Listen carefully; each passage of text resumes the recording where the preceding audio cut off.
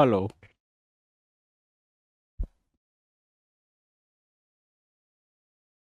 Good evening everyone. चलिए शुरू कर लेते हैं आज का state number 113, 113। Sound is okay? Hello. Sound की कोई दिक्कत तो नहीं हो रही है? आप लोग कमेंट्स करेंगे यस और नो। साउंड सही आ रहा है? एक बार चेक कर लेंगे साउंड। Hello, anybody? चलिए जी, तो हम लोग शुरू कर लेते हैं। ये सेट नंबर यहाँ दिया गया है, set number 113। 113, the questions number is 71। तो शुरू कर लेते हैं आज। स्थानांतरण स्थानांतरणशील कृषि, जिसको शिफ्टिंग कल्टीवेशन कहा जाता है। Shifting cultivation. Shifting cultivation Bharat में इसे झूम कृषि कहा जाता है। ठीक है, झूम कृषि। झूम कृषि कहाँ कहा जाता है? तो उत्तरी उत्तरी पूर्वी भारत में इसे झूम कृषि कहा जाता है। शिफ्टिंग कल्टीवेशन में क्या होता है? आदिवासियों द्वारा एक स्थान, जंगलों में एक स्थान को काट करके, जंगल के लकड़ियों को काट करके जंगल में आग लगा दी जाती है। इस जितने क्षेत्र को काटे हैं उस लकड़ियों में या पेड़ पौधे में आग लगा दी जाती है, और फिर उसमें ये लोग कुछ समय तक 2 से 3 फसलें उगाते हैं। और इसी तरह से जब वहाँ की उर्वरता खत्म हो जाती है तो दूसरे क्षेत्र में इसी प्रक्रिया द्वारा कृषि करते हैं। उसी को स्थानांतरित कृषि कही जाती है, अर्थात शिफ्टिंग कल्टीवेशन कहा जाता है। तो देखते हैं कि स्थानीय नाम और संबंधित देश का सही युग्म कौन है। तो ये मिल्पा, मिल्पा जिम्बाब्वे में है? नहीं है, क्योंकि मिल्पा आपके कहाँ की जाती है? तो मध्य अमेरिका में। मध्य अमेरिका में आपको मिल्पा नामक कृषि की जाती है। लदांग की बात करें तो ये मलेशिया में है। चेना, चेना आपके बांग्लादेश में नहीं है। कहाँ है?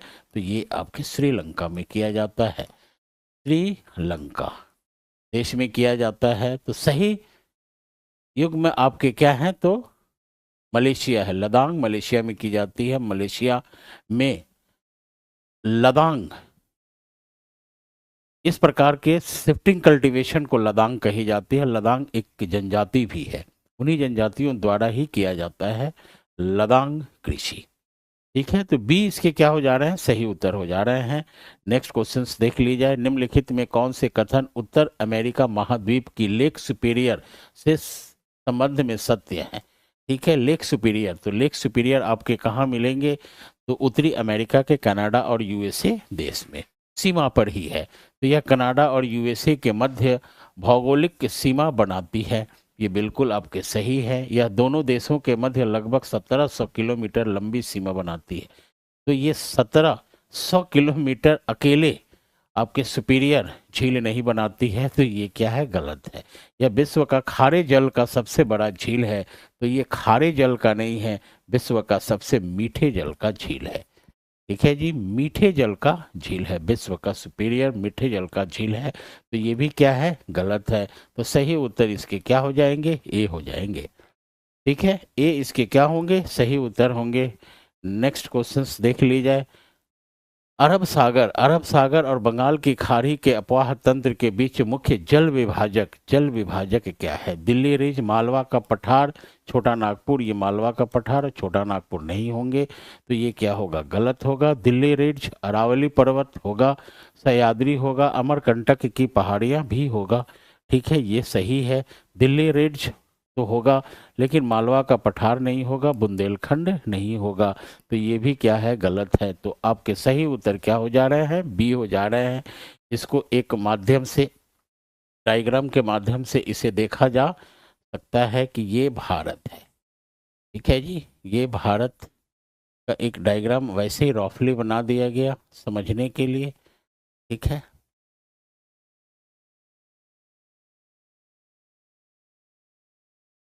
अब देखेंगे कि इस क्षेत्र में यहां से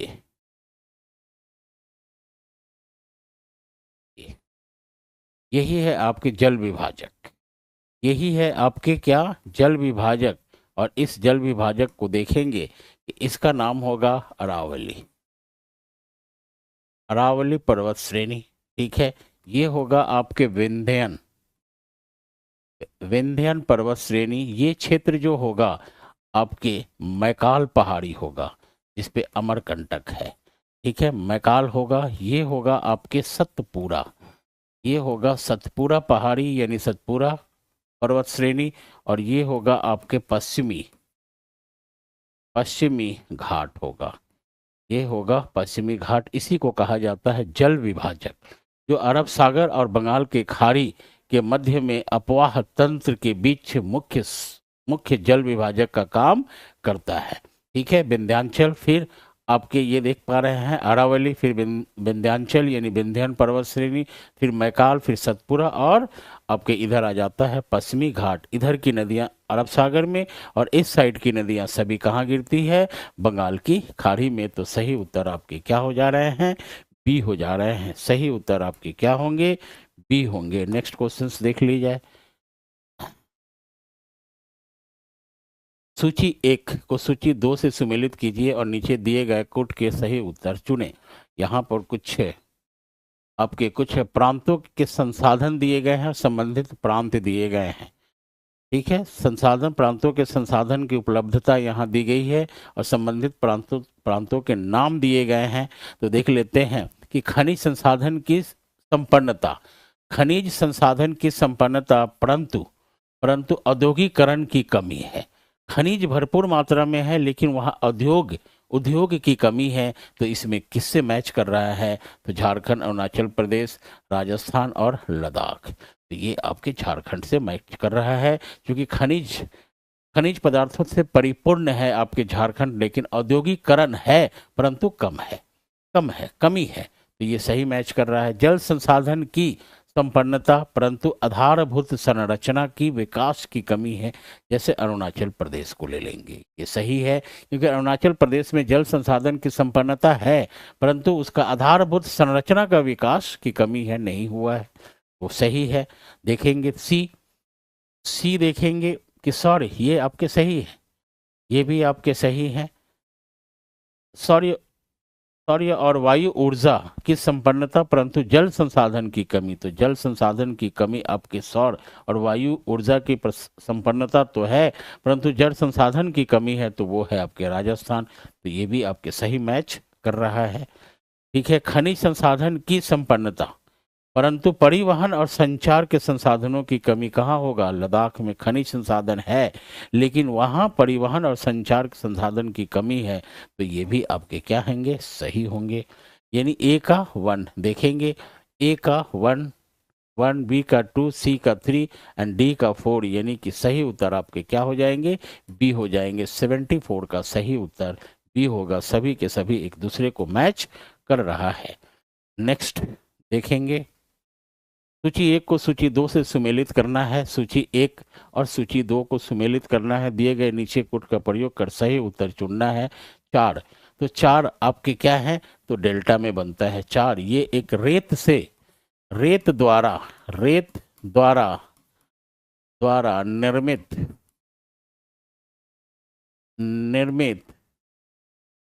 द्वीप है, द्वीप होता है जिसका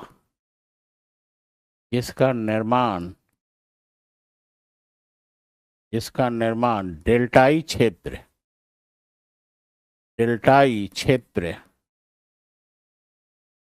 में होता है। ये सही है। ठीक है, कंकर की बात करें तो कंकर आपको कहाँ मिलेगा, तो बांगर मृदा में। बांगर मृदा में कंकर की विशेषता होती है जिसे पुरानी जलोढ़ मृदा कहा जाता है।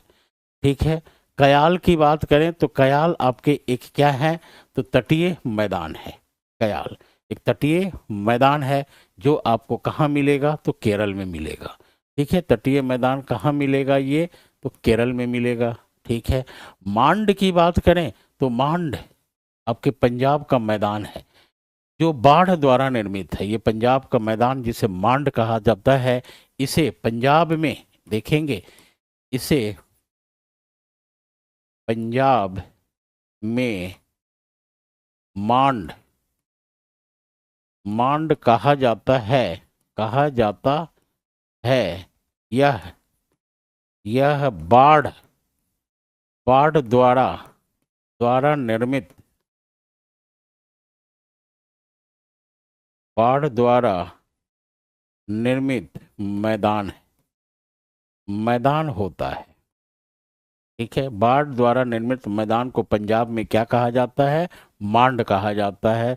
तो आपके ए सही है। तो देखते हैं, डी का 1 सही है।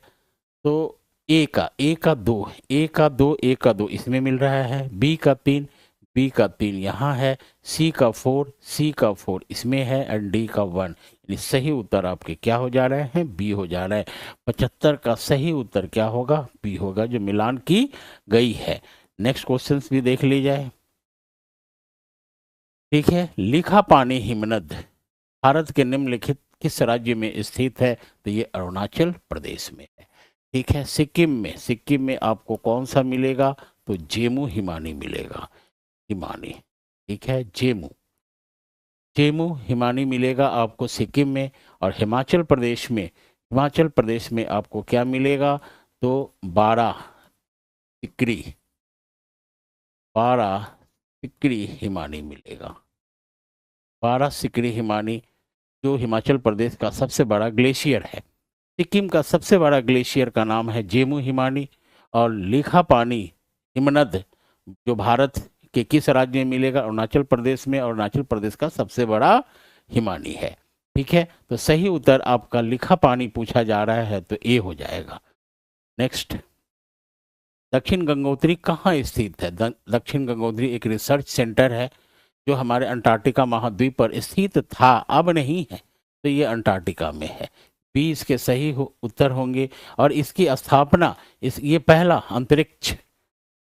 अंतरिक्ष नहीं कहेंगे, पहला अंतरिक्ष रिसर्च सेंटर ये 1983 में इसका स्थापना किया गया था। अब ये स्थित नहीं है, नष्ट हो चुका है, बंद कर दिया गया है। ठीक है, तो ये अंटार्कटिका में स्थित है। बी इसके क्या हो जाएंगे, सही उत्तर हो जाएंगे। नेक्स्ट देखते हैं, ओजोन छिद्र का अर्थ क्या होता है, क्या है ओजोन छिद्र, क्या है। समताप मंडल में ओजोन सांद्रता में कमी, समताप मंडल में ओजोन परत की मोटाई में कमी होगा।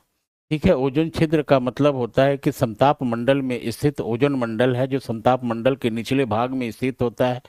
ठीक है, क्लोरोफ्लोरोकार्बन के कारण इसकी मोटाई क्या है, घट रही है, अर्थात इसमें क्या हो रहा है, क्षरण हो रहा है, क्षरण के कारण इसकी मोटाई क्या है, घट रही है। तो ये एक सही उत्तर है, ये आपके नहीं है। समताप मंडल में ओजोन की मोटी परत में वृद्धि, ये मोटी परत में वृद्धि भी नहीं हो रही है, तो बी इसके क्या हो जाएंगे, सही उत्तर हो जाएंगे। समताप मंडल में ओजोन परत की मोटाई में कमी, ये आपके सही उत्तर हो रहे हैं। नेक्स्ट देखेंगे, केरल की शांत घाटी साइलेंट वैली जो केरल में स्थित है संरक्षित है, क्योंकि इसमें पौधों और जानवरों की बहुत ही दुर्लभ प्रजातियां पाई जाती है, बिल्कुल सही है। मिट्टी खनिजों से भरपूर है, ये गलत है। ठीक है, खनिज नहीं पाए जाते हैं यहाँ, बहुत कम खनिज, भरपूर नहीं है। कृषि प्रयोजन के लिए भूमि के क्षेत्र का बड़े पैमाने पर उपयोग किया जाता है, ये भी गलत है। सही उत्तर 79 का ए होगा। ठीक है जी, नेक्स्ट देखते हैं, उत्तरी अफ्रीका में सहारा रेगिस्तान से भूमध्य रेखा की ओर चलने वाली पवन प्रणाली को क्या कहा जाता है, तो सिरक को कहा जाता है, जो इसे खूनी पवन के नाम से भी जाना जाता है। तो यहाँ इसे देखा जा सकता है,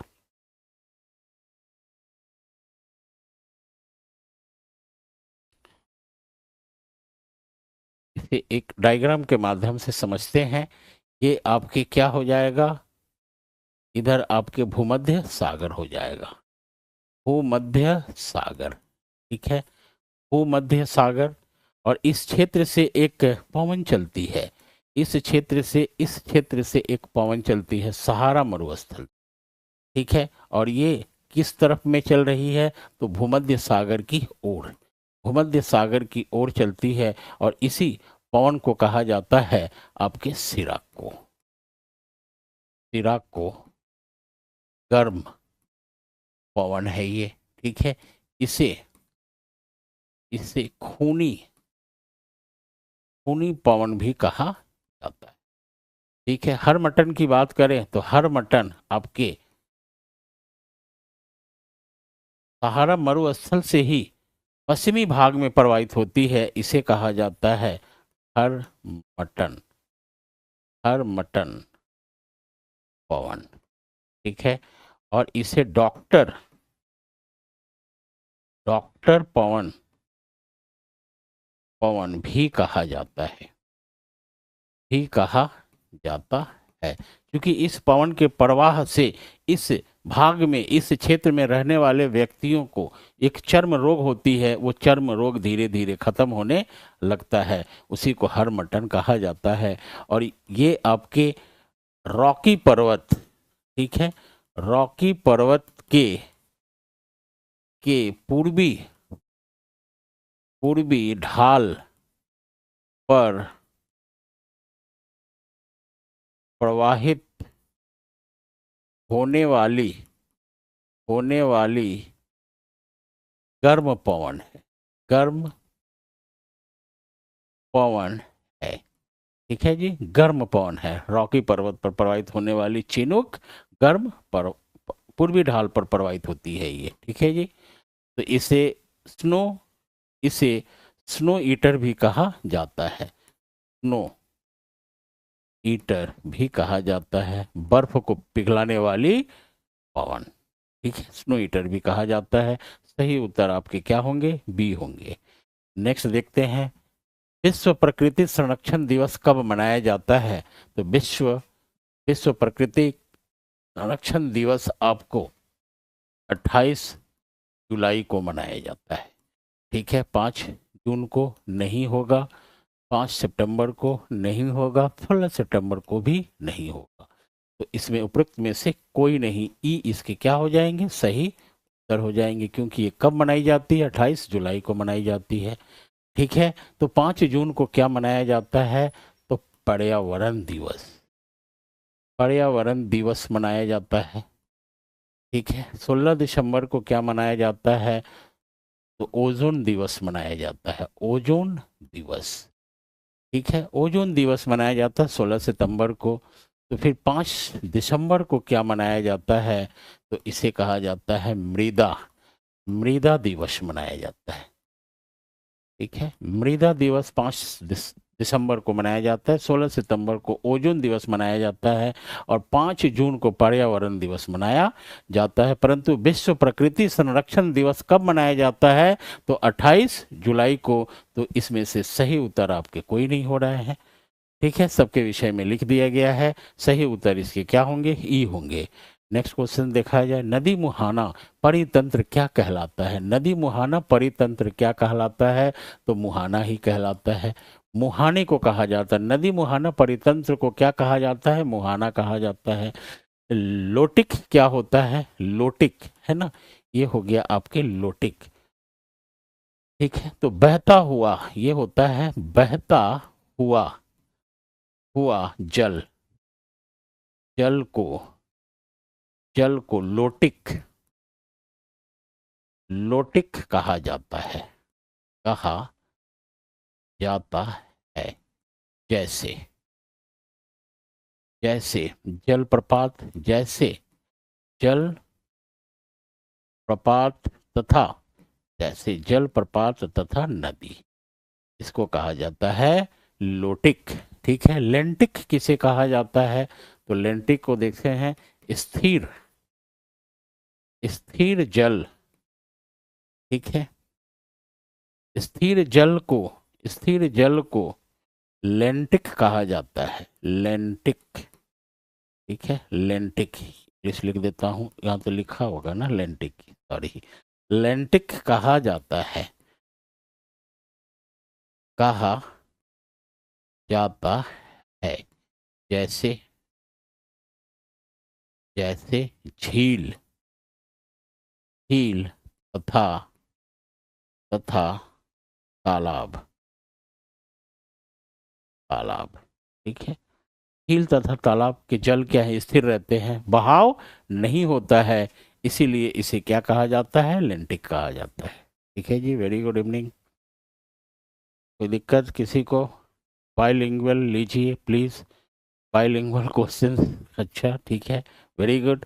what is the river estuary ecosystems call? तो इसको क्या कहा जाता है, एस्चुअरी ही कहा जाता है, क्योंकि मुहाने को एस्चुअरी कहा जाता है। लेंटिक मीन्स क्या होता है कि स्थिर जल को लेंटिक कहा जाता है। ठीक है, लोटिक किसको कहा जाता है, तो बहता हुआ जल को लोटिक कहा जाता है। ठीक है, तो इसमें सही उत्तर आपके क्या हो जा रहा है, A is your right answer, estuary. निम्नलिखित में कौन सा युवा युवा वलित पर्वत है, यानी कि यंग फोल्ड माउंटेन इसमें कौन से हैं? Young fold mountain, which of the following is not a young fold mountain? ठीक है, तो कौन कौन से इसमें से युवा वलित पर्वत नहीं है? तो आपके अरावली नहीं है, ठीक है, ये आपके नहीं है, अपलेशियन भी नहीं है, ये आपके नहीं है, तो ये नहीं है, ये भी अपलेशियन भी नहीं है, लेकिन एंडिज एंडिज आपके हैं, ये एंडिज हैं, ये क्या है आपके एंडिज हैं, तो नहीं पूछा जा रहा है, तो ए और सी होगा। ठीक है, निम्नलिखित में कौन सा युवा वलित पर्वत नहीं है? Which of the following is not a young fold mountain? तो Aravalli is not a young fold mountain, and Appalachian is also not an young fold mountain, but the Andes is a young fold mountain. Now what is your answer? A and C. A and C is your right answer. तो क्या होगा यहाँ, उपयुक्त में से एक से अधिक, उपयुक्त में से एक से अधिक। D is your right answer. More than one of the above. D is your right answer of question number 83. ठीक है, चलिए नेक्स्ट देखते हैं। दक्षिण भारत की नदियों के संबंध में निम्नलिखित में से कौन सा कथन सही है? सही पूछा जा रहा है, विच वन इज राइट? ठीक है, correct regarding the reverse of south India. Narmada नदी सतपुरा नदी के दक्षिण में बह रही है, साउथ में फ्लो कर रही है। तापी नदी सतपुरा श्रेणी के दक्षिण में बह रही है। नर्मदा नदी विंध्य और सतपुरा पर्वत के बीच से गुजर रही है। उपयुक्त में से एक से अधिक, उपयुक्त में से कोई नहीं। ठीक है, तो देखेंगे यहाँ कि नर्मदा नदी सतपुरा श्रेणी के दक्षिण में बह रही है, ये आपकी क्या है, गलत है। ठीक है, the Narmada river flow south of the Satpura range is wrong. Tapti नदी सतपुरा श्रेणी के दक्षिण में बह रही है। ठीक है, ताप्ती नदी सतपुरा श्रेणी के दक्षिण में बह रही है, ये सही है। ठीक है, नर्मदा विंध्य और सतपुरा पर्वतमाला के बीच से गुजरती है। कौन? नर्मदा। ताप्ती नदी सतपुरा श्रेणी के दक्षिण में बह रही है।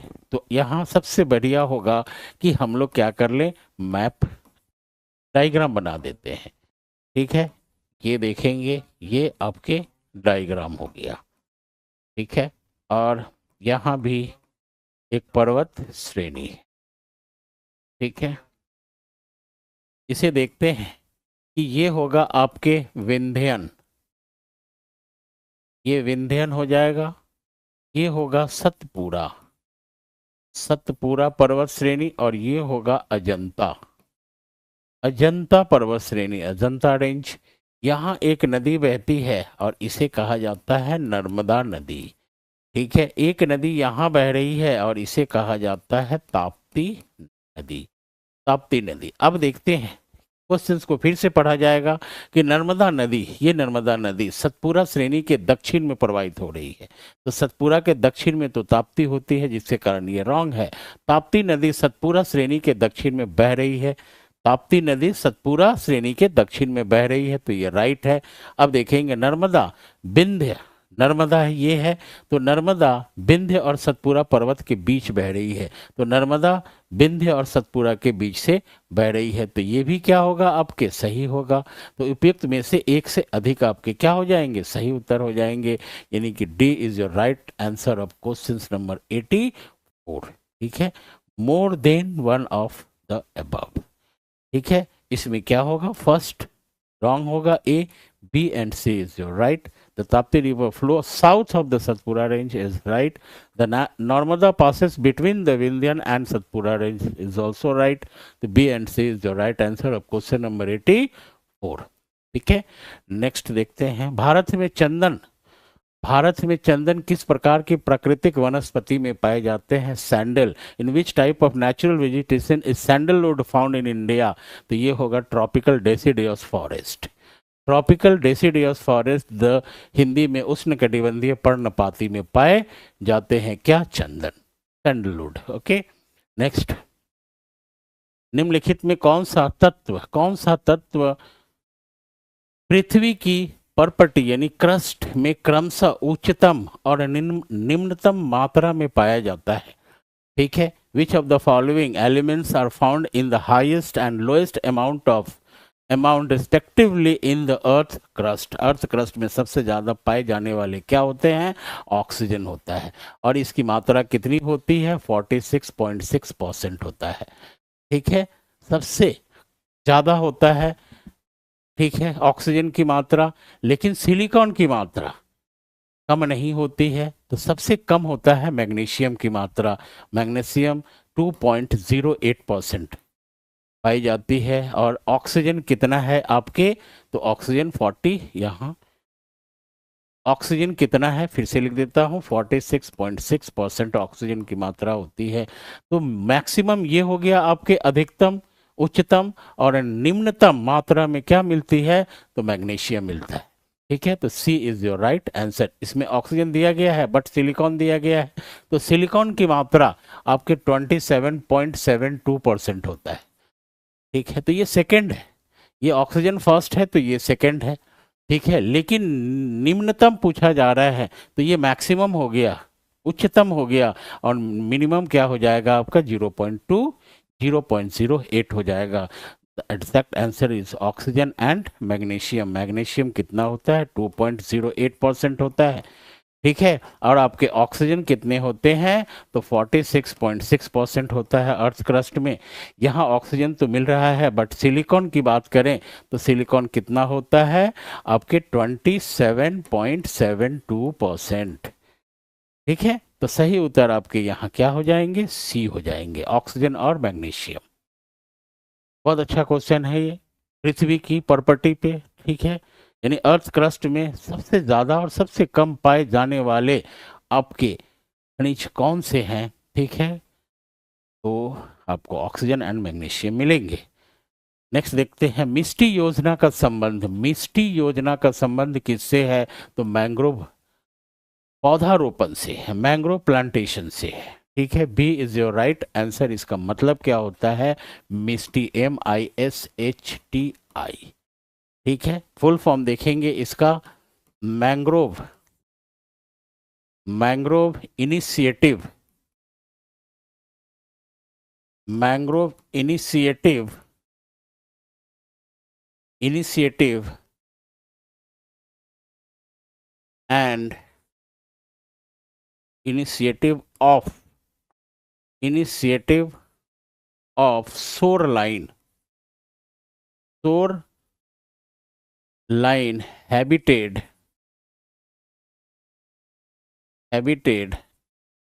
and tangible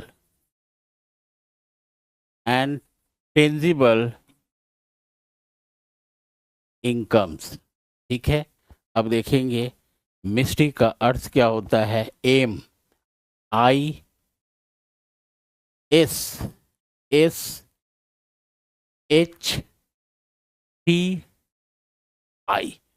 ठीक है, मिस्टी। ठीक है, तो ये मिस्टी क्या है, एक योजना है, और इस योजना को कब लागू किया गया था, तो 5 जून 2023 को। ठीक है, 5 5 जून 2023 को लागू किया गया था और 5 जून आपके पर्यावरण दिवस मनाई जाती है। ठीक है, तो ये इस योजना के तहत तहत मैंग्रोव पौधारोपण के लिए लोगों से कहा गया था कि तटीय क्षेत्र में मैंग्रोव मैंग्रोव यानी कि मैंग्रोव क्या होता है, वृक्ष होता है, उस वृक्ष को लगाया जाए। ठीक है, और गवर्नमेंट उसके लिए क्या करेगी, सहयोग करेगी।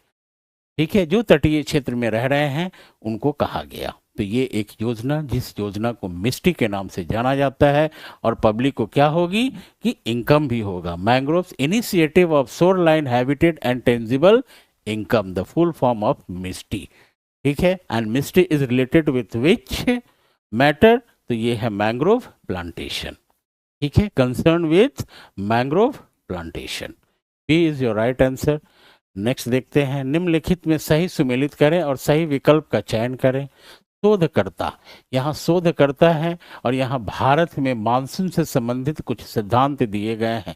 तो कौन सा सिद्धांत, कौन सा थ्योरी किनके द्वारा दिया गया है, उसी के विषय में यहाँ किया गया है। तो हैली नामक व्यक्ति ने क्या दिया था, कौन सा सिद्धांत दिया था, तो भूमि और समुद्री समीर। ठीक है, land and sea breeze, land and sea breeze. ठीक है, फ्लोन ने क्या दिया था, तो फ्लोन नामक व्यक्ति ने ITC-Z सिद्धांत दिया था, इंटर ट्रॉपिकल कन्वर्जेंस जोन सिद्धांत किसके द्वारा दिया गया था, तो फ्लोन के द्वारा दिया गया था।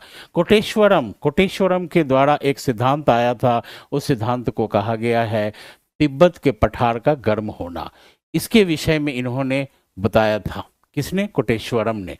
और एम टी यिन ने जेट यानी पश्चिमी जेट धारा की भूमिका के विषय में एक सिद्धांत दिया था। ठीक है, जिसे जेट स्ट्रीम थ्योरी कहा जाता है, जेट स्ट्रीम थ्योरी। तो ये मैच कर रहा है ए का वन यहाँ दिया गया है 2 में। बी का आपका 4 होगा, बी का किधर गया, बी का 4 यहाँ है, एंड सी का 2 होगा, सी का 2 ये है, एंड डी का 3 आपका ये होगा। The right answer is C, your right answer is C. ठीक है जी, यहां देख लेते हैं, हैली ने क्या दिया था, लैंड एंड सी ब्रिज दिया था। फ्लोन ने क्या दिया था, ITC-Z थ्योरी दिया था। कोटेश्वरम ने क्या दिया था, वार्मिंग ऑफ द तिब्बतन प्लेटू के विषय में बताया था। And MT. यिन ने क्या दिया था, ये देखेंगे, the role of western jet stream, उसका रोल वेस्टर्न जेट स्ट्रीम का क्या है, उसके रोल के विषय में बताया था एम.टी. यिन। The answer is your C. ठीक है, 1 4 2 3। नेक्स्ट देखते हैं, निम्नलिखित द्वीपों को उत्तर से दक्षिण दिशा में सही क्रम में व्यवस्थित कीजिए। ठीक है, नॉर्थ टू साउथ, यहाँ पर कुछ आइलैंड्स दिए गए हैं। ठीक है, आइलैंड्स दिए गए हैं, यहाँ देखेंगे, arrange the following island in the correct order from north to south and choose the correct option. तो सबसे नॉर्थ में क्या होगा वो देख लेंगे। ठीक है, यहाँ मैं कुछ आइलैंड्स के बारे में लिख देता हूँ, बता देता हूँ। यहाँ कुछ आइलैंड्स इस तरह से बनाए गए हैं, ये देखेंगे, ये आइलैंड्स हैं, और ये सभी के सभी आइलैंड्स आपके अंडमान निकोबार द्वीप समूह का है, अंडमान निकोबार आइलैंड्स ग्रुप है। ठीक है, इसे कहते हैं नॉर्थ अंडमान। ठीक है, इसे कहते हैं आपके मिडिल मतलब मध्य, मिडिल अंडमान। ठीक है, ये हो गया आपके साउथ अंडमान, ये हो गया आपके लिटिल अंडमान, ये हो गया कार निकोबार। ठीक है, ये हो गया आपके लिटिल निकोबार, और ये हो गया आपके ग्रेट निकोबार। अब देखते हैं कौन कौन से सही उत्तर हो जाएंगे, यहाँ आपको सही मिल जाएंगे। देखते हैं कि नॉर्थ में कौन सा है। ठीक है, तो नॉर्थ में आपको इसमें क्या मिलेगा, नॉर्थ में नॉर्थ अंडमान है तो नॉर्थ अंडमान इसमें नहीं दिया गया है, तो मध्य है तो मिडिल है, तो एक आपके क्या हो जाएंगे, पहले हो जाएंगे एक। ठीक है, पहला एक हो जाएगा। उसके बाद में देखेंगे कि यहाँ कार निकोबार, लिटिल अंडमान दिया गया है और ग्रेट निकोबार, तो लिटिल अंडमान को सेकंड में रखेंगे, ये सेकंड हो जाएगा। ठीक है, आपके लिटिल साउथ नहीं दिया गया है इसमें, तो लिटिल अंडमान होगा। ठीक है, उसके बाद में कार निकोबार होगा, फिर ग्रेट निकोबार होगा, कार निकोबार और ग्रेट निकोबार। ठीक है, तो इसमें सही उत्तर क्या हो रहा है, 1 3 2 4, 1 3 2 4, 1 3 2 4, B is your right answer. देखेंगे ये हो जाएगा आपके एक। ठीक है, सबसे ऊपर है ये एक हो जाएगा, उसके बाद में तीन, तीन में आ जाएंगे आपके ये वाला 1 3, अब आ जाएंगे 2। ठीक है, सॉरी सॉरी, हाँ ठीक तो लिख रहा था मैं, ये हो जाएगा आपके क्या, 3 हो जाएंगे। और आपके कार निकोबार क्या है, 2 है, तो यहाँ 2 आ जाएंगे। और ग्रेट निकोबार आपके कितने नंबर पे हैं, 4 पर, तो ये 4 हो जाएंगे।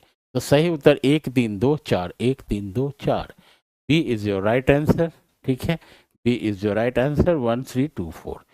पूरी की पूरी मैंने इंग्लिश में लिख दिया है, हिंदी में भी वही होगा। नॉर्थ का यानी उत्तरी, मिडिल का यानी मध्य, साउथ का मतलब कि आपके दक्षिण, लिटिल का मतलब लिटिल ही होगा।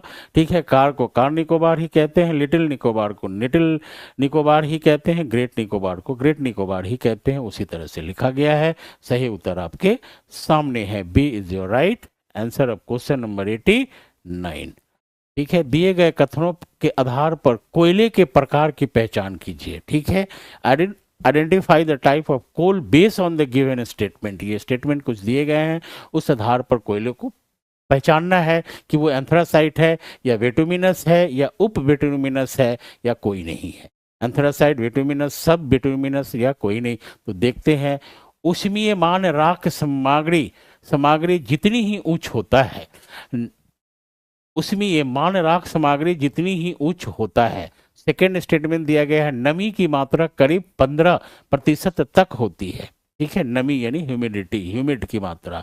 झारखंड इस प्रकार के कोयले का मुख्य उत्पादक है, यानी कि सबसे ज्यादा इस प्रकार के कोयले जो इसमें स्टेटमेंट में दिया गया है, उसका उत्पादक यानी प्रोड्यूसर सबसे ज्यादा प्रोड्यूस कौन करता है, तो झारखंड करता है। तो ये किस प्रकार की कोयले हैं, तो ये कोयला आपके बिटुमिनस होगा। ठीक है, बिटुमिनस होगा। तो एंथ्रासाइट क्यों नहीं, क्योंकि एंथ्रासाइट का उत्पादन उत्पादन झारखंड नहीं करता है। ठीक है, तो ये तो होगा ही नहीं। ठीक है, और उप बिटुमिनस में तो लिग्नाइट हो गया, तो लिग्नाइट यहाँ पर आपके झारखंड में भी नहीं होता है, कहाँ होता है, तमिलनाडु में होता है।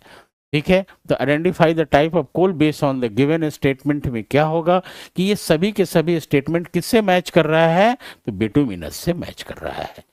ठीक है, ये नंबर 1 स्टेटमेंट क्या कह रहा है, the calorific value is higher as the ash content increase. ठीक है, तो ये बिल्कुल एक है statement, the moisture content is around 15%। लेकिन एंथ्रासाइड में मॉइस्चर कंटेंट आपके बहुत ही कम होता है, वेरी लो होता है। ठीक है, तो इसमें मॉइस्चर कंटेंट 15% किस में होता है, तो बिटुमिनस में होता है। And Jharkhand is the major producer of this type of coal, which type of coals, bituminous type of coals. Then your answer is what, bituminous. B is your right answer of questions number 90। ठीक है, any problem. निम्नलिखित में से बिहार के किस शहर जिले में जल एवं भूमि प्रबंधन स्थान स्थित है, पटना में है, ये सभी को पता है। ठीक है, in which of the following cities और district of Bihar is the institute of water and land management located in Bihar is Patna. Patna is your answer. Next, सत्य, सत्य ना द करेक्ट पेयर इज, सत्य क्या है। ठीक है, करेक्ट पेयर्स इसमें कौन कौन से हैं, तो देखते हैं। मुंडेश्वरी पर्वत, ठीक है, मुंडेश्वरी माउंटेन आपके कहाँ है, जहानाबाद में है, नहीं है, जहानाबाद में नहीं है, कहाँ है, तो ये कैमूर में है। कहाँ है ये, तो कैमूर में है। ठीक है, नहीं है। डुंगेश्वरी पर्वत आपके जमुई में नहीं है, ये जमुई में नहीं है, कहाँ है, तो गया में है। कहाँ होगा ये, तो गया में होगा। ठीक है, वनावर पर्वत आपके कैमूर में है, नहीं है, कहाँ है, तो ये आपके जहानाबाद में। कहाँ है? जहानाबाद में। ठीक है, ये आपके कहाँ है? तो जहानाबाद में। तो इसमें से कोई भी मैच नहीं कर रहा है, उपयुक्त में से कोई नहीं, नन ऑफ अबव। ठीक है, E is your right answer, E is your right answer of question number 19 ई। ठीक है, कोई इसमें सत्य नहीं है। और कहाँ कहाँ कौन सी पर्वत अवस्थित है, कहाँ कहाँ लोकेटेड है, ये सारी चीजें यहाँ साइड में लिख दी गई है। नेक्स्ट देखते हैं, रिंग रिंगल मैन स्केल का प्रयोग निम्नलिखित के घनत्व मापन में किया जाता है। तो रिंग रिंगल मैन स्केल का प्रयोग जो है वो धुआं में किया जाता है, स्मोक में किया जाता है। The Ringelmann scale is use to measure the density of what? Smoke, यानी कि C is your right answer.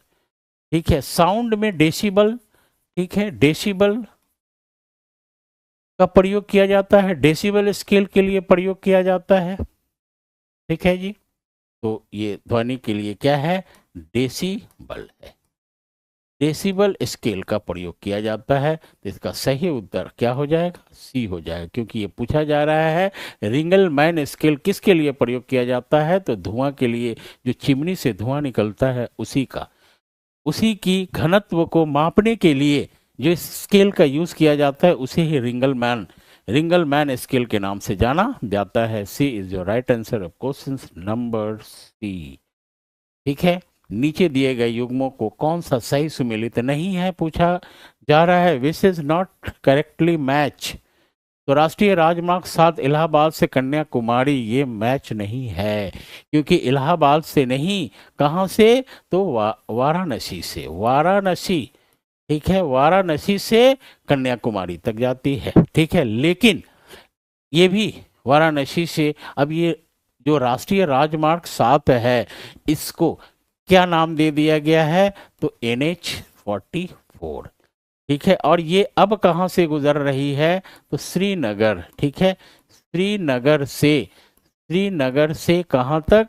तो कन्याकुमारी। ठीक है, और इसकी दूरी अब कितनी हो गई है? तो 4112 किलोमीटर। ठीक है, 4112 किलोमीटर इसकी क्या हो गई है? दूरी हो गई है। अब इसकी दूरी है, डिस्टेंस है। ठीक है, तो वैसे भी ये नहीं है, क्योंकि इलाहाबाद से नहीं, पहले जब राष्ट्रीय राजमार्ग NH-7 था तो कहाँ से कहाँ गुजरती थी? ये वाराणसी से कन्याकुमारी। ठीक है, तो ये आपके मैच नहीं है। ठीक है, यहाँ नहीं ही है पूछा जा रहा है, तो पहले मैं इसे मिटा दूं यहाँ, और यहाँ क्या लिख दूं? मैं यहाँ लिख देता हूँ, इसे क्रॉस कर देता हूँ। राष्ट्रीय राजमार्ग 1 दिल्ली से आगरा अमृतसर, सॉरी दिल्ली से अमृतसर ये क्रॉस करती है, ये सही है। राष्ट्रीय राजमार्ग 8 यानी दिल्ली से मुंबई, ये भी सही है। यानी कि national highway 7 is not right, ये इलाहाबाद नहीं होगा, क्या होगा? वाराणसी होगा। ठीक है, ये क्या होगा? वाराणसी। वाराणसी टू वर्ड कन्याकुमारी, क्या होगा? कन्याकुमारी। ठीक है, ये गलत है, ये गलत है, ये भी राइट है और ये भी राइट है, तो नहीं है पूछा जा रहा है। तो ए इज योर राइट आंसर, ए इसके 94 का क्या सही उत्तर हो जाएगा? तो ए हो जाएगा। ठीक है, नेक्स्ट देखा जाए, परमाणु ऊर्जा संयंत्र कहाँ स्थित नहीं है पूछा जा रहा है। Where the nuclear power plant not located. ठीक है, नरोड़ा, नरोड़ा में क्या? नीचे दिए गए कूट में सही उत्तर चुने। तो नरोड़ा में है, नरोड़ा में है, ये उत्तर प्रदेश में है। ठीक है, यूपी में। आपके घाटशिला में नहीं है, ये कोई परमाणु ऊर्जा संयंत्र नहीं है। पावर प्लांट्स यहाँ न्यूक्लियर पावर प्लांट्स घाटशिला में नहीं है, क्योंकि ये घाटशिला में क्या है? तो आपके यहाँ कॉपर, ठीक है, तांबा, तांबा संयंत्र है।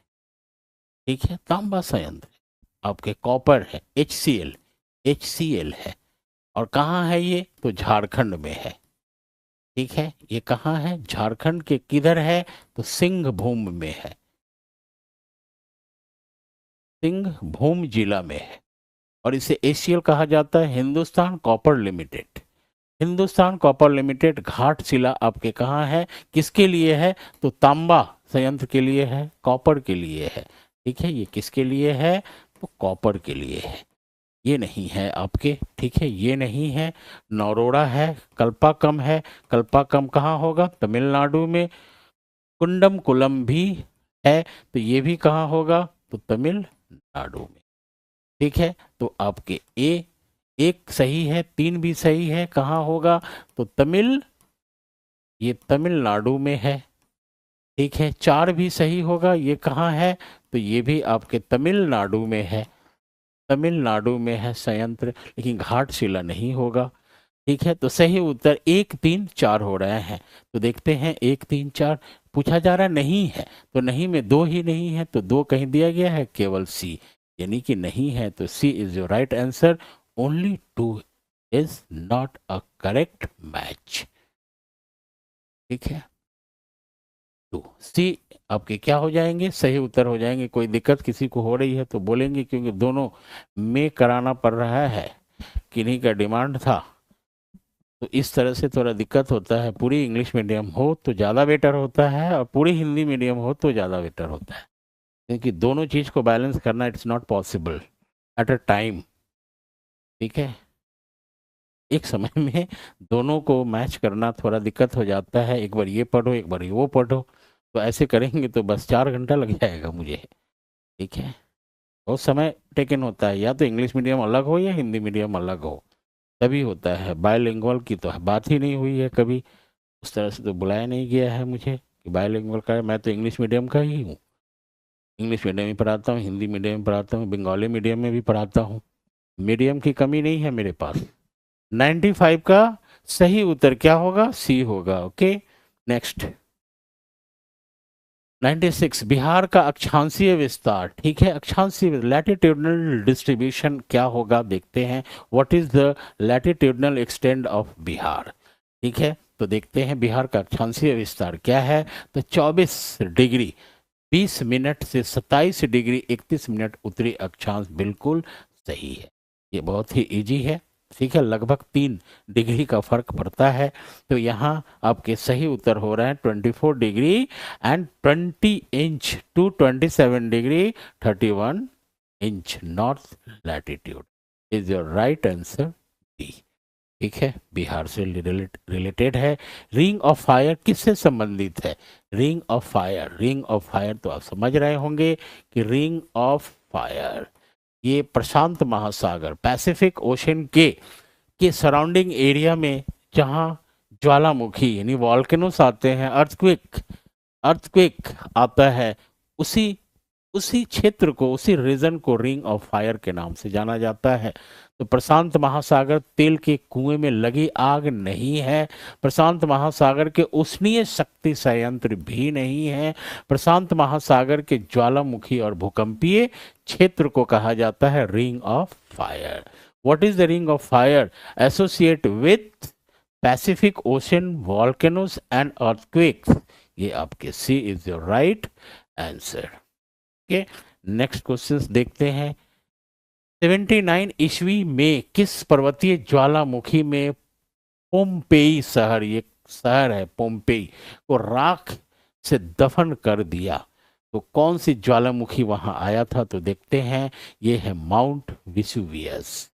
ठीक है, ये है माउंट विसुवियस, आपके सी राइट होगा।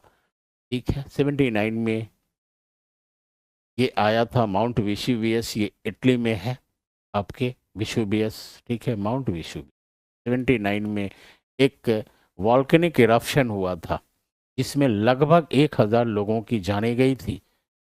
ठीक है, और वो सिटी कौन सा, buried the city of Pompeii in as in 79 AD.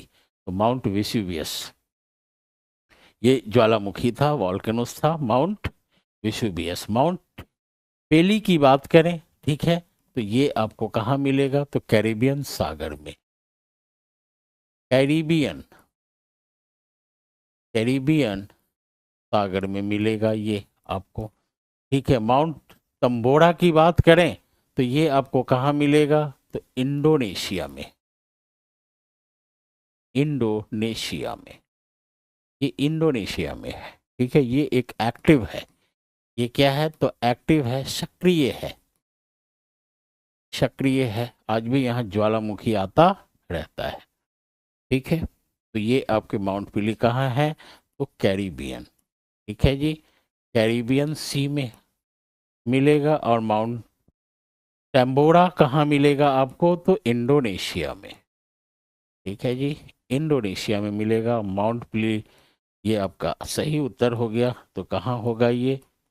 Italy में, इटाली में मिलेगा, इटली में मिलेगा। Mount Vesuvius is your right answer of question number 98।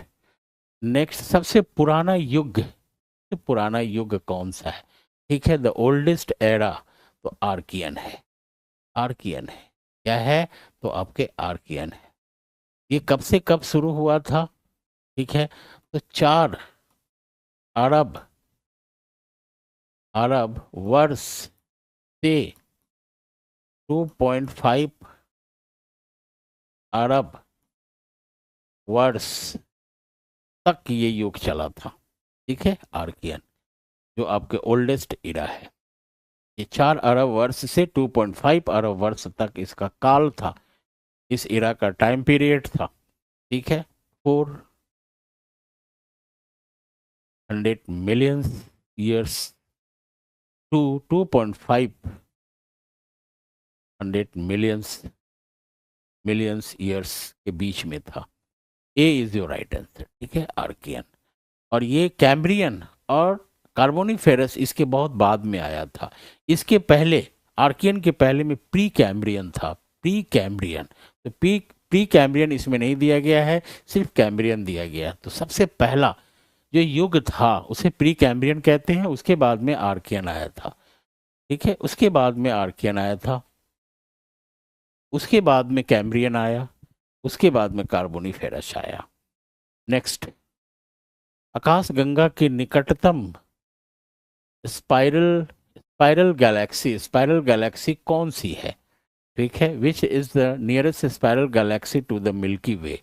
तो मिल्की वे का सबसे नियरेस्ट गैलेक्सी का नाम है एंड्रोमेडा गैलेक्सी, एंड्रोमेडा गैलेक्सी। ठीक है, इसे हिंदी में देवयानी भी कहा जाता है, देवयानी। ठीक है, Andromeda Galaxy is your right answer, जो क्या है? स्पाइरल गैलेक्सी है। ठीक है, और ये हमारे अर्थ से, अर्थ भी कह सकते हैं, हमारे अर्थ से काफी नियरेस्ट है, काफी नियरेस्ट है। Which is the nearest spiral galaxy of the Milky Way is Andromeda. आकाशगंगा की निकटतम स्पाइरल गैलेक्सी कौन सी है? तो एंड्रोमेडा गैलेक्सी है। B is your right answer of question number 100। Antarctic में भारत के वैज्ञानिक एवं शोध अभियान के संबंध में निम्न में से कौन से कथन सही है? तो अंटार्कटिक में प्रथम वैज्ञानिक बेस स्टेशन दक्षिण गंगोत्री था, बिल्कुल सही है। ये 1983 में इसे स्थापित किया गया था। वर्तमान में दक्षिण गंगोत्री का उपयोग आपूर्ति बेस एवं पारगमन शिविर के रूप में किया जाता है, ये भी आपके सही हैं। ठीक है, वैज्ञानिक गतिविधियों के लिए मैत्री स्टेशन पूरे वर्ष आबाद रहता है, ये एक आबाद रहता है, ये भी आपके क्या है? सही है। यानी 1 2 3 इज योर राइट आंसर। सी इसके क्या हो जा रहे हैं? सही उत्तर हो जा रहे हैं। देखते हैं इंग्लिश में क्या दिया है। Which of the following statement is या are correct regarding India scientific and research expeditions to Antarctica? The first scientific base station in Antarctica was Dakshini Gangotri is right. Dakshini Gangotri is currently being used as a supply base and transit camp. ये भी right है. Maitri station is managed throughout the year of scientific activities. ये भी सही है. ठीक है. Then 1 and 2 and 3 is your right answer. Question का C सही उत्तर हो जाएगा। नेक्स्ट देखेंगे, पवनों एवं उनके प्रवाह क्षेत्र को सुमेलित कीजिए।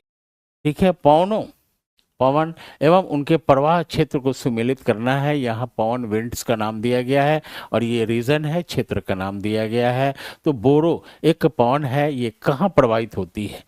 ठीक है, तो बोरो आपके इटली में प्रवाहित होती है। मिस्ट्रल आपके फ्रांस में यानी कि दक्षिणी फ्रांस में प्रवाहित होती है। खमसिन आपके मिस्र यानी इजिप्ट में प्रवाहित होती है। हरमटन आपके पश्चिमी अफ्रीका में प्रवाहित होती है, जिसे जिसे डॉक्टर विंड के नाम से भी जाना जाता है। तो ए वन का सी होगा, वन का देखते हैं, हाँ ऐसे दिया गया है, वन का सी, वन का सी, देन टू का डी, ठीक है, एंड थ्री का ए, ठीक है, एंड फोर का बी, फोर का B. The right answer is B. Next देखते हैं यहाँ विंड, यहाँ भी bora is related with Italy, tally and mistral is in France, khamsin ये इजिप्ट में है, और harmattan is in West Africa. Then your answer is one का सी एंड डी, ठीक है, D, three, A, four, B, B is your right answer. Match क्या किया गया। ड्रेकेंसबर्ग किस देश का एक प्रसिद्ध पर्वत है? ड्रेकेंसबर्ग ये आपके साउथ अफ्रीका का एक इम्पॉर्टेंट, एक प्रसिद्ध पर्वत है। तो तंजानिया का नहीं, सूडान का नहीं, दक्षिण अफ्रीका संघ का है। C is your right. ठीक है, तंजानिया में आपको क्या मिलेगा? तो किलीमंजारो मिले, किलीमंजारो। ठीक है, यहाँ क्या मिलेगा?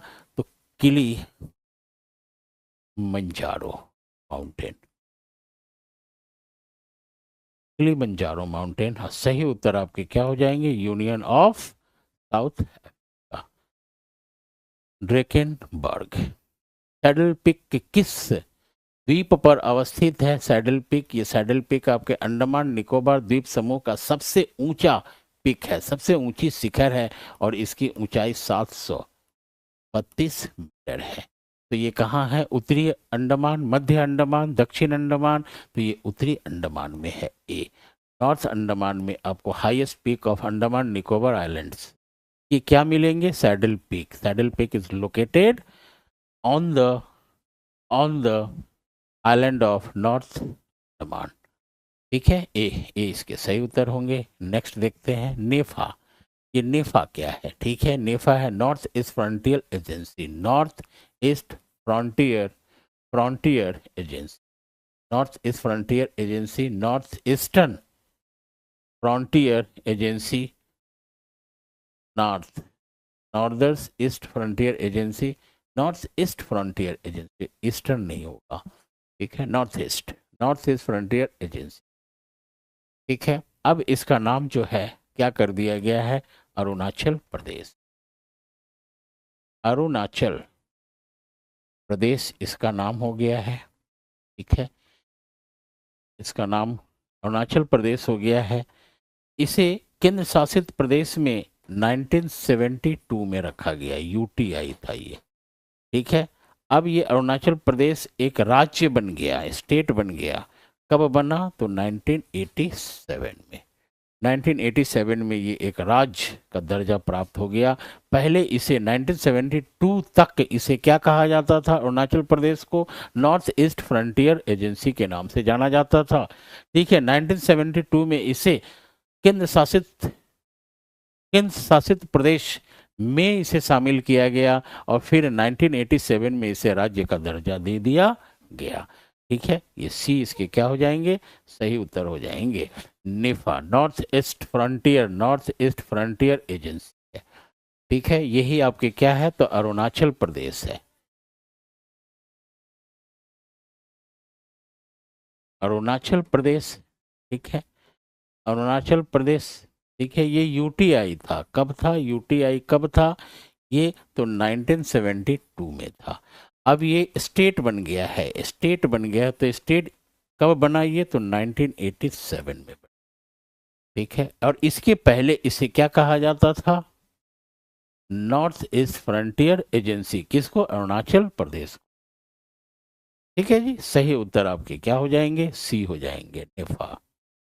नेक्स्ट देखते हैं निम्नांकित में कौन सा मानव निर्मित झील है? ठीक है, मैन मेड लेक इसमें कौन सा है? Which of the following are a manmade lake, तो गोविंद बल्लभ पंत, गोविंद बल्लभ पंत सागर ये आपके हैं। ठीक है, पुलिकट, ये पुलिकट आपके क्या है, तो लैगून है। क्या है ये, तो ये लैगून है, ये लैगून है, और ये मैन मेड नहीं है, मानव निर्मित नहीं हो सकता। चिल्का भी आपके क्या है, तो लैगून है, ये भी क्या है, लैगून है, और भारत का सबसे बड़ा लैगून है, तो ये भी नहीं होगा। पेरियार झील ये मानव निर्मित है, ये क्या है, मानव निर्मित है, और ये कहाँ है, तो केरल में है पेरियार झील, पेरियार नदी भी है, तो ये है। तो एक और दो आपके क्या हो जाएंगे, सही उत्तर हो जाएंगे। पुलिकट आपके नहीं होगा, गोविंद सागर होगा, चिल्का भी नहीं होगा, लैगून है, ये क्या है, तो लैगून है, ये भी क्या है, तो लैगून है। ठीक है, ये भी लैगून है। पेरियार आपका लेक है, ये आपके होंगे मैनमेड, मैनमेड लेक है। तो 1 और 4, 1 और 4 किसी में दिया गया है, ओनली वन, ओनली 1 और 3, ओनली 4, तो more than 1 of above, D इसके क्या हो जाएंगे, सही उत्तर।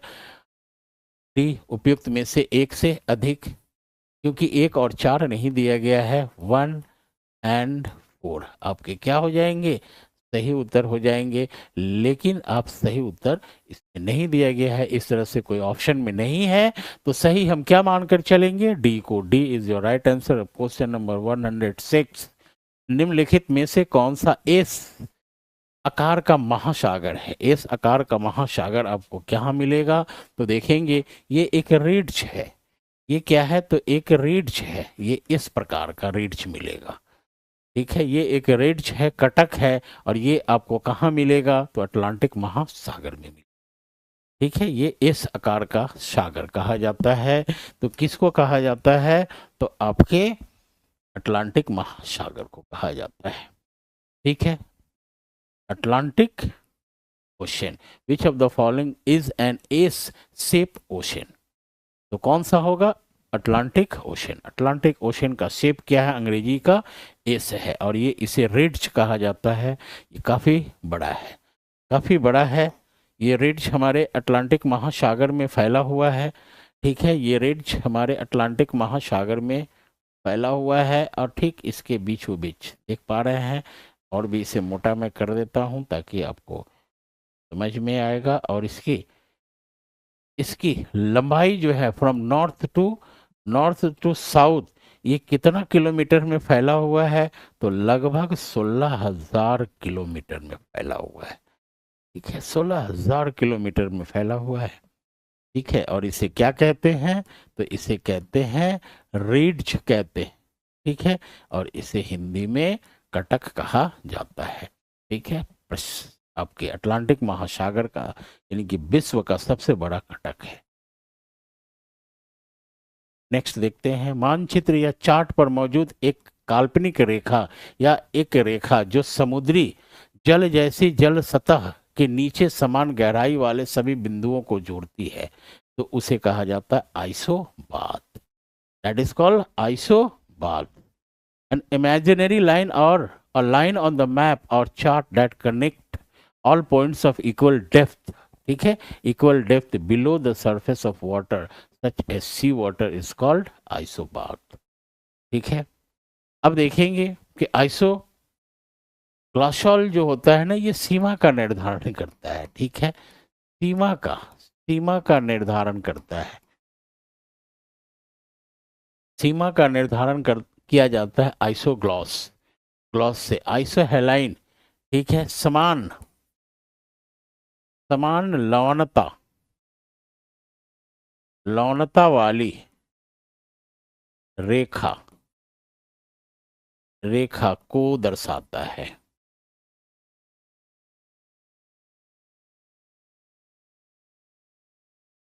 को दर्शाता है।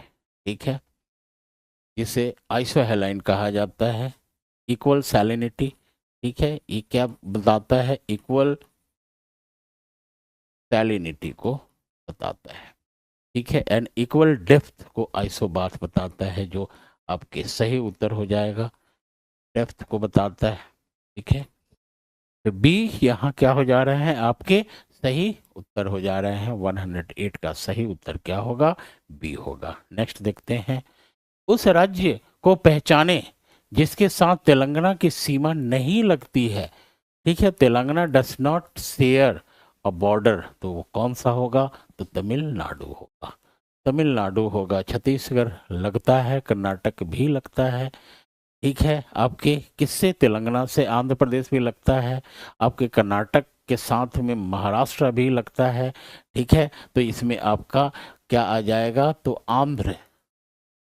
आंध्र प्रदेश भी आ जाएगा और साथ में आपके आ, महाराष्ट्र भी आ जाएगा। महाराष्ट्र भी आ जाएगा। ठीक है, तो तमिलनाडु नहीं लगता है। ठीक है, कौन कौन सा और लगता है? तो Pradesh Andhra Pradesh and Maharashtra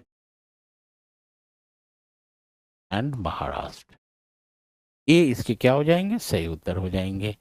next last question होगा, पश्चिमी घाट की पहाड़ियों में उत्तर से दक्षिण की ओर सही क्रम बताएंगे। अन्नामलाई, नीलगिरी, इलायची। इलायची, नीलगिरी, अन्नामलाई, नीलगिरी, अन्नामलाई, इलायची। तो यहाँ एक मैप बना देता हूँ, एक डायग्राम। ठीक है,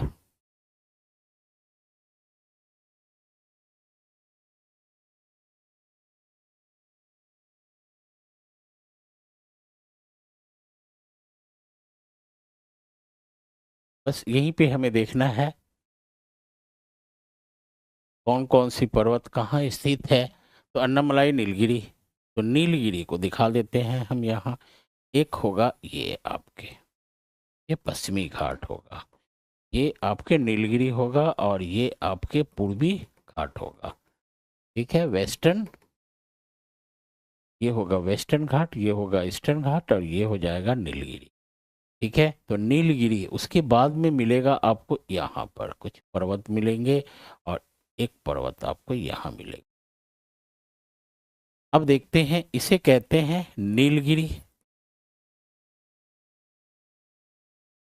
नील। ठीक है, और ये हो जाएगा अन्नामलाई, अन्नामलाई, और ये हो जाएगा कार्डोमोम। ठीक है, कार्डोमोम, इसे इलायची कहा जाता है, इलायची पहाड़। ठीक है, इलायची पहाड़। ठीक है, ये हो गया अन्नामलाई, मैं लिख देता हूं, अन्ना मलाई। ठीक है जी, और ये हो गया आपका नील, ये हो गया आपका नीलगिरी। तो देखेंगे कि उत्तर से दक्षिण में क्या मिलेगा। तो सबसे पहले नीलगिरी मिलेगा, फिर उसके बाद अन्नामलाई मिलेगा, फिर आपका इलायची पहाड़ मिलेगा। तो नीलगिरी, अन्नामलाई, इलायची, यानी सी इसके क्या हो जा रहे हैं? सही उत्तर हो जा रहे हैं। ठीक है, Nilgiri, Annamalai and cardamom, C is your right answer. Map में आप समझ सकते हैं और इसे आप एटलस में भी चेक कर सकते हैं। ठीक है जी, चलिए फिर हम लोग नेक्स्ट वीडियो में मिलते हैं नेक्स्ट डे। तब तक के लिए सभी को good night and see you again tomorrow. Might be, I'm not sure for tomorrow, but might be.